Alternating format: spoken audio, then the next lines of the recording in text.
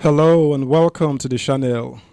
Nigeria is trying to reduce its ever skyrocketing debt by negotiating with the World Bank and IMF, International Monetary Fund, on ways of possible restructuring the debt profile. Subscribe, like, share, and comment. Let's go. Doubts as Nigeria negotiates debt relief with World Bank, IMF. Disclosure by the Minister of Finance, Budget and National Planning, Zainab Ahmed, to the effect that the federal government is exploring debt restructuring options as well as securitizing the 22 trillion naira Central Bank of Nigeria CBN's overdraft, may confirm what analysts have always feared, that the economy is finally on a fiscal cliff. During a media interview on the sidelines of the ongoing World Bank and International Monetary Fund IMF annual meeting on Wednesday, Ahmed said federal government had commenced discussions with the Bretton Woods institutions on debt restructuring for the country. It is a fact that Nigeria's debt has increased over the last 3 to 4 years, and this increase in debt was occasioned by the different kinds of exogenous shocks that the country faced, which are not unique to Nigeria. The situation we have by the 2023 projection is that we will need about 65% of our revenues to service debt. Unfortunately, the cost of debt service is rising because of the growing interest rate globally, which is resulting also in higher debt service costs.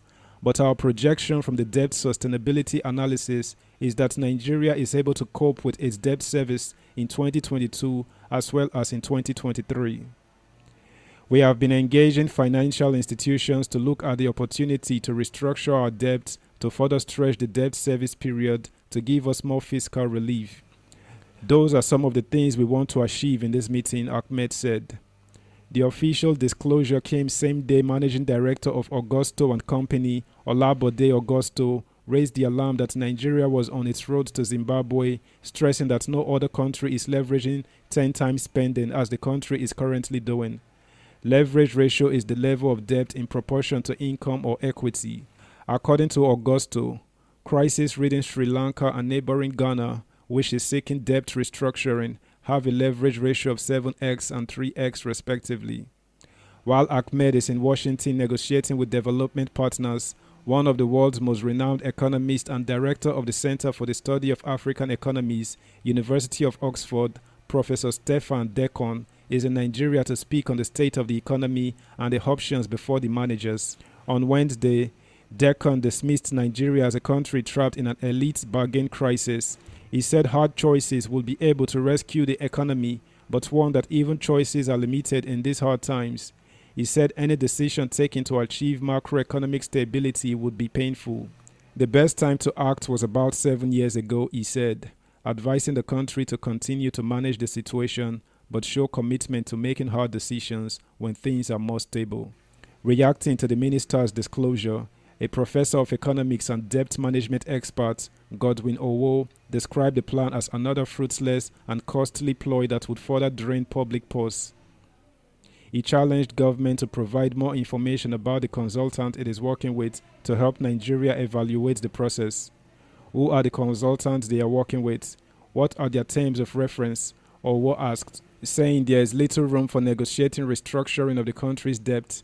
He said some of the debts are still shrouded in secrecy, adding that debt restructuring negotiation can take up to a year, which the current administration does not have the luxury of time to see the process through. Chief Executive Officer of Dairy Hills Limited, Kelvin Emmanuel, warned that the move would downgrade the country's economy to junk status, which would mean that the country will no longer be creditworthy in the international markets. Emmanuel also argued that converting the Ways and Means W&M facility into local debt stock is not only a violation of the Central Bank of Nigeria CBN Act, but would also increase the total debt stock by over 50% and worsen the cost of servicing, as well as trigger a downgrade to a lower rating from the current not too good B2. Seeking to raise $20 billion is proof that the government does not understand the impending doom the economy faces in the current trajectory, he said.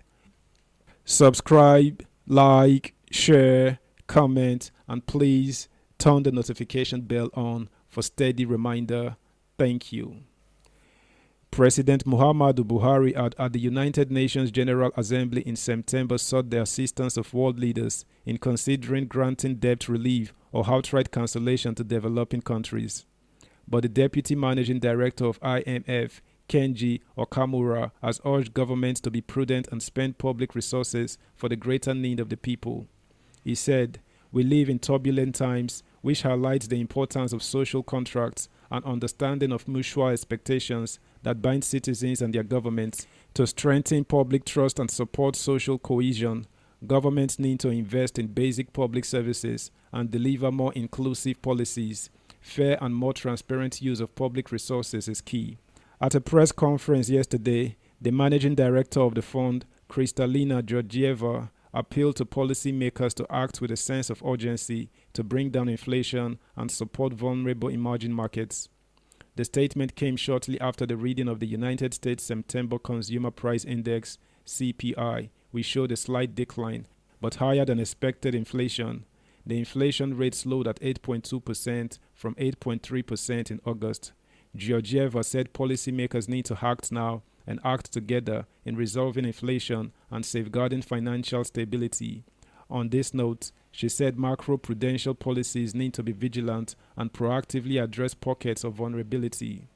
In this environment, we also must support vulnerable emerging markets and developing countries. It is tough for everybody, but it is even tougher for countries that are now being hit by a stronger dollar, high borrowing costs, and capital outflows. A triple blow that is particularly heavy for countries that are under a high level of debt. Meanwhile, Kaduna State Governor Nasir Ahmed El-Rufai has restated that the Nigerian National Petroleum Company Limited (NNPCL) is a big problem to Nigeria, and unless it is completely sold, it is capable of bringing the country to its knees.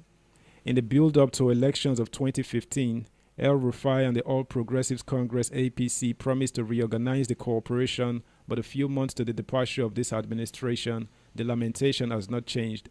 The governor, who stated this while speaking on Channel's television special program to mark the beginning of the yearly Kaduna Investment Summit, CAD Invest 7.0, said the federal government has failed in the oil and gas business and should get out of the sector. El-Rufai, while speaking to the theme of the summit, Building a Resilient Economy, stated that since the beginning of this year, NNPCL has not brought even 20,000 naira to the federation account. According to him, NNPC is a big problem to Nigeria, and unless we resolve it, it will bring Nigeria to its knees. It is a systemic and institutional problem. It is beyond one person. That's the news, guys. Bye for now.